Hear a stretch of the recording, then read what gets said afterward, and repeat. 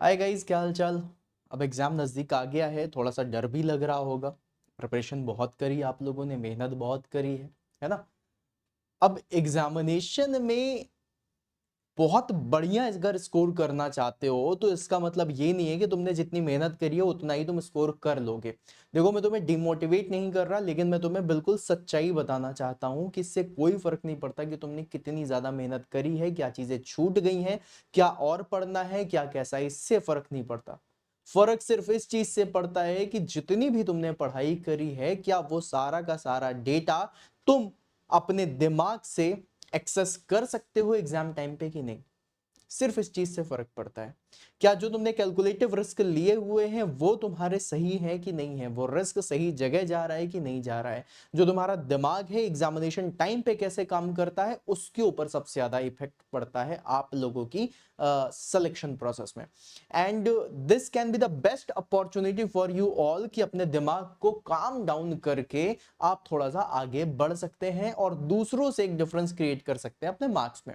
देखो, कुछ चीजें ऐसी होती हैं कि कहते तो बहुत सारे लोग हैं कि अच्छी नींद लेकर के जाना चाहिए, है ना, ये सारी चीजें करनी चाहिए। लेकिन एग्जाम के एक रात पहले नींद किसे आती है? जिसने एग्जाम दिया है उसे पता है कि एग्जाम के एक रात पहले नींद नहीं आती, कुछ भी कर लो। वो इतना स्ट्रेस इस लेवल पे पहुंच जाता है, तो करें क्या? फिर उसको कम कैसे करें? देखो भाई, नींद के लिए तो मैं नहीं बोलूंगा कि तुम इतने घंटे, हाँ अगर सो सकते हो तो जरूर 7 से 8 घंटे की नींद लेके जाना, सो दैट माइंड तुम्हारा फ्रेश रहे। लेकिन अगर फिर भी नहीं कर सकते हो तो कुछ मेरी टेक्निक्स हैं जो मैं एग्जामिनेशन के पहले करता था, वही तो मैं बता रहा हूं, उसको समझना बहुत इंपॉर्टेंट है। सबसे पहली चीज गाइस, एग्जाम के पहले की कुछ टिप्स हैं जो मैं आपको देना चाहता हूं, वो दिमाग में रखिएगा। सबसे पहले अपने आप को हाइड्रेट करिए। देखो, हाइड्रेट करने के फायदे क्या है? हाइड्रेट करना मतलब खूब सारा पानी पीजिए। आपकी बॉडी में पानी की कमी नहीं होनी चाहिए। तुम एग्जामिनेशन देने जा रहे हो मई और जून के महीने में, जिसमें सबसे ज्यादा गर्मी पड़ती है, और तुम जिस जगह बैठ करके एग्जाम दोगे, जरूरी नहीं है कि वहां पर ठंडक उतनी हो। देखो, कोशिश की जाती है भैया एसी वेसी लगा दिए जाए, वो सारी चीजें ठीक है, लेकिन फिर भी अगर आप लोग देखें कि भैया रात को नींद आई नहीं है तो एग्जाम के टाइम पे नींद आने की संभावनाएं हो सकती हैं। उसमें आपका पानी जो आपकी बॉडी में है वो बहुत ज्यादा इफेक्ट करेगा। अभी ये नहीं कि एग्जाम के पहले खूब सारा पानी पी के चले गए कि एग्जाम के टाइम में ही बहुत ज्यादा तुम टॉयलेट भाग रहे हो, ऐसा मत करना। एक दिन पहले से या फिर जब सोने जा रहे हो उस समय तुम खूब सारा पानी पी लेना, सो दैट अगले 24 घंटे के लिए वो तुम्हारी बॉडी में रहे। ठीक है, पहली चीज।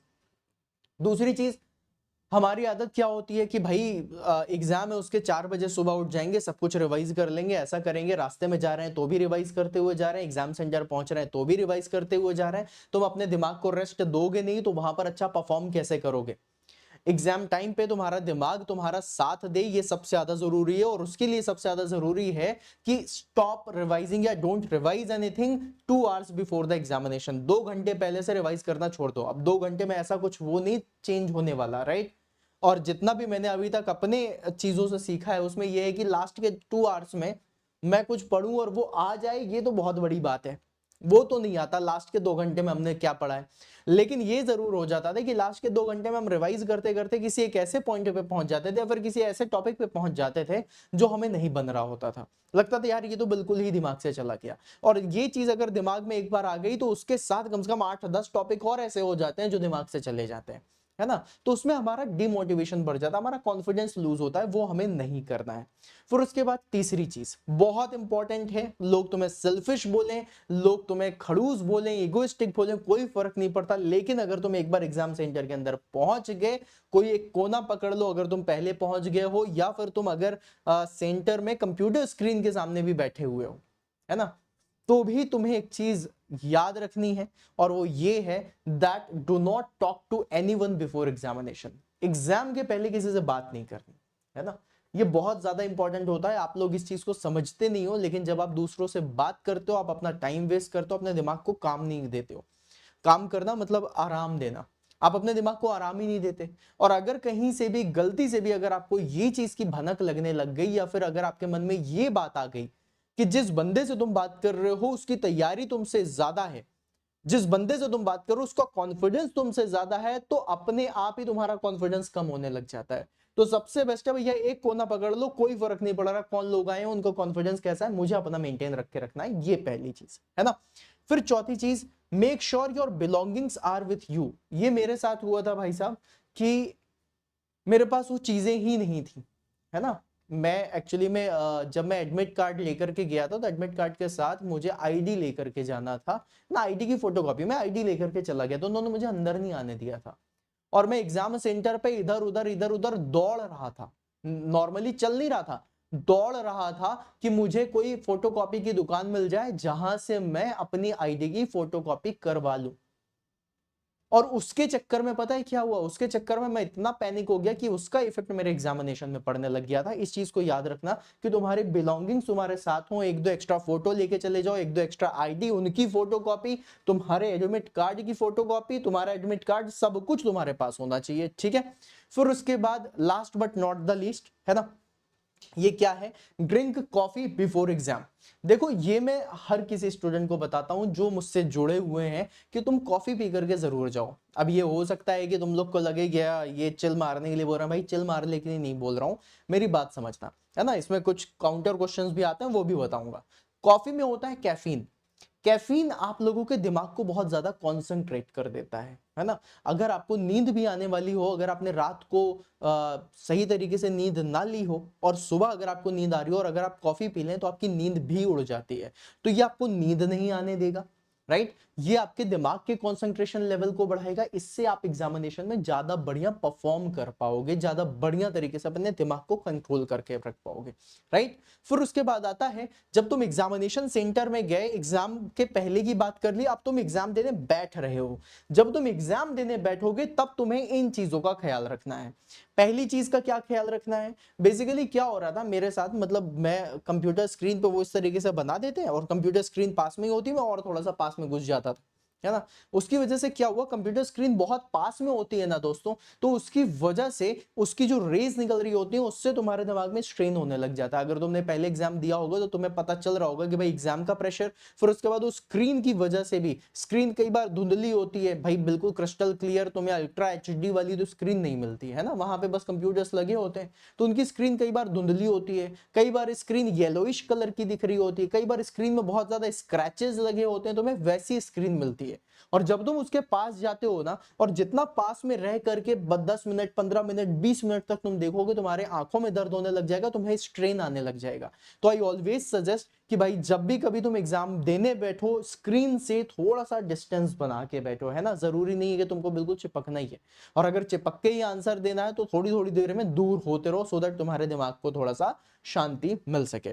फिर उसके बाद दूसरी चीज, डोंट बी फ्रेंडली, मतलब मुझे लिखना चाहिए डोंट गेट फ्रेंडली, है ना। तो यहां पर लिखो डोंट गेट फ्रेंडली, राइट।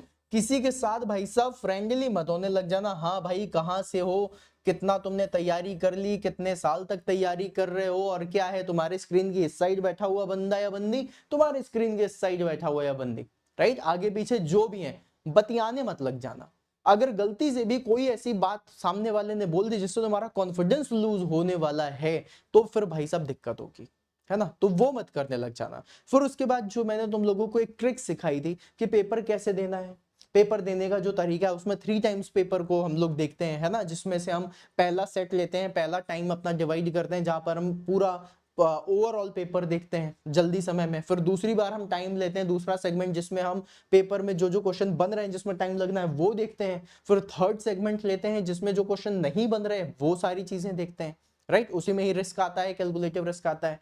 फिर उसके बाद अगली चीज है डोंट टेक रिस्क, रिस्क मत लो, कैलकुलेटिव रिस्क लो, है ना।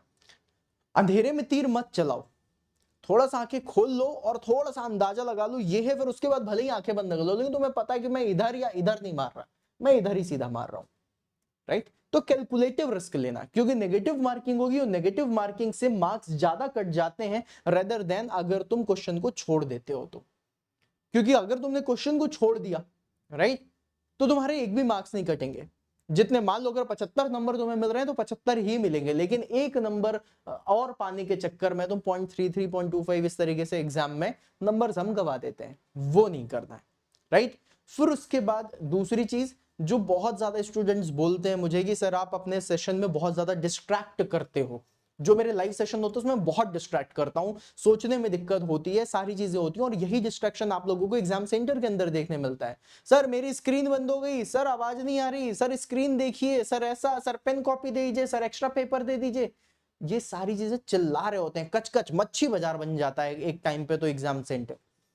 उस समय खुद का टाइम वेस्ट मत करने लग जाने, स्क्रीन बंद हो गई तो ऊपर से देखने लग गए, या फिर अगल बगल देख रहे हैं सब लोग काम कर रहे हैं कि नहीं कर रहे हैं। भैया इस तरीके से वेस्ट नहीं करना है टाइम, राइट। तो ये तुम्हें एग्जामिनेशन सेंटर के अंदर ध्यान देना है। एक चीज जो बहुत ज्यादा इंपॉर्टेंट है वो ये है कि एग्जाम में तुम्हारे मन में बहुत सारी चीजें आती हैं कि ये वाला पेपर तो ऐसे ही चला गया, अगला वाला बिल्कुल शिद्दत से दूंगा, है ना। क्यों ऐसे चला गया, अभी चल रहा है पेपर, पूरी शिद्दत लगाओ ना इसी में। क्यों बेकार में तुम्हें ऐसी सारी चीजें सोचनी है। इस बार अगर इस एग्जाम में सिलेक्शन नहीं हुआ तो तैयारी छोड़ दूंगा, ये कर दूंगा, वो कर दूंगा, पापा ने इस तरह बोल दिया है, बेटा इस बार सेलेक्ट हो जाओगे ना, मम्मी हर बार पूछती हैं, सब बच्चे तो सेलेक्ट हो रहे हैं, तुम्हें ही पता नहीं क्या है, तुम सेलेक्ट नहीं हो पा रहे। कुछ नहीं सोचना, तुम सिर्फ अपने एग्जाम के बारे में सोचोगे, और एग्जाम में जो क्वेश्चंस आ रहे हैं उनके बारे में सोचोगे, बनता है कि नहीं बनता है। बनता है टिक लगाओ, नहीं बनता है आगे बढ़ो, दूसरे क्वेश्चन को अटेम्प्ट करो। जितने ज्यादा से ज्यादा क्वेश्चन अटेम्प्ट करोगे, सही क्वेश्चन अटेम्प्ट करोगे, उतना बढ़िया तुम्हारा स्कोर आ पाएगा। फिर उसके बाद अगली चीज that is after examination. After exam क्या होता है, स्टूडेंट्स की आदत होती है, इवन मेरी भी थी लेकिन मैंने खत्म करा, राइट, है ना। मेरी आदत क्या थी कि मैं एग्जाम सेंटर से निकलते ही अपने क्वेश्चन पेपर को एनालाइज करने लग जाता था, कितने नंबर मेरे आ रहे हैं, इतने में मेरा सिलेक्शन हो पाएगा कि नहीं हो पाएगा। और हम इसी आस में सारी चीजें करते हुए चले जाते हैं कि हमें पता चल जाए भाई क्या होने वाला है। मत पता करो अभी, देखो अगर तुम्हारा पेपर बहुत अच्छा गया तो सिलेक्शन जरूर होगा, और अगर पेपर अच्छा नहीं गया है तो तुम्हारे सोचने से सिलेक्शन नहीं होने वाला है। Rather than calculating your marks, मैं सजेस्ट करूंगा कि तुम स्टार्ट कर दो प्रिपरेशन अपने नेक्स्ट एग्जामिनेशन की। जब तुम्हारी पिछले एग्जाम की आंसर की आ जाए, जब तुम्हें यह पता चल जाए कि हाँ भैया आंसर की आ चुकी है, अब मैं इससे कैलकुलेट कर लेता हूं कितने नंबर आ रहे हैं, तब करना। लेकिन इमीडिएट मत करना, भले ही तुम 4 दिन का टाइम लेने के बाद तुम कैलकुलेट कर लो, कोई तकलीफ नहीं है, इमीडिएट मत करना। क्योंकि इमीडिएट अगर तुमने कर लिया और पेपर में अगर तुम्हें थोड़ा सा भी ये फील आ गया कि भाई मैं बिल्कुल एज पर हूं कि मेरा सिलेक्शन होगा कि नहीं होगा, उसके चक्कर में तुम 4 से 5 दिन, हफ्ते, 10 दिन, जब तक आंसर की नहीं आ रही है और जब तक तुम्हें नहीं पता चल रहा है, तब तक तुम्हारा टाइम वेस्ट हो जाएगा। तो भाई ये टाइम मत वेस्ट करना, राइट, है ना। फिर जब तुम 4 दिन के बाद अपने एग्जाम को एनालिसिस करोगे, तो एग्जाम एनालिसिस से, अपने पेपर के एनालिसिस तो तुम्हें पता चलेगा कि तुम्हारी गलतियां क्या क्या हुई हैं। मेक श्योर वो गलतियां अगले एग्जामिनेशन में ना हो। इसके लिए तुम्हें नई स्ट्रेटेजी बनाना पड़े, नया प्लान बनाना पड़े, नया स्टडी प्लान बनाना पड़े, नए तरीके से तुम्हें तैयारी करनी पड़े, या फिर नए तरीके से तुम्हें एग्जाम देना पड़े, दे दो। If you want something which you never have, then you have to do something which you never did, right. और गाइस बस ऐसे ही कॉन्फिडेंस के साथ जाना। जो बातें मैंने तुम्हें बताई हैं, अगर तुम्हें ये बातें अच्छी लगी हो या फिर थोड़ी सी भी रिलेवेंट लगी हो, तो मुझे कमेंट बॉक्स में गुलाबी दिल जरूर दिखाना। And all the very best for your examination. तुम लोग चीर दोगे, फाड़ दोगे, लिख कर क्या होगे इंजीनियर। अपने ऊपर भरोसा रखना, कोई दुनिया क्या कहती है कोई फर्क नहीं पड़ता, दुनिया क्या सोचती है कोई फर्क नहीं पड़ता, हम क्या सोचते हैं, हम क्या देखते हैं, और हम क्या फील करते हैं, और हम क्या बनना चाहते हैं, इससे फर्क पड़ता है। तो सिर्फ अपनी चीजों के बारे में सोचो। Don't take stress, don't take tension, don't take any one's negative words और नेगेटिव वाइब्स, कुछ भी मत लो। सिर्फ अपने एग्जाम के बारे में सोचो। And I believe and I know कि तुम्हारा एग्जाम बहुत अच्छा जाएगा। All the very best.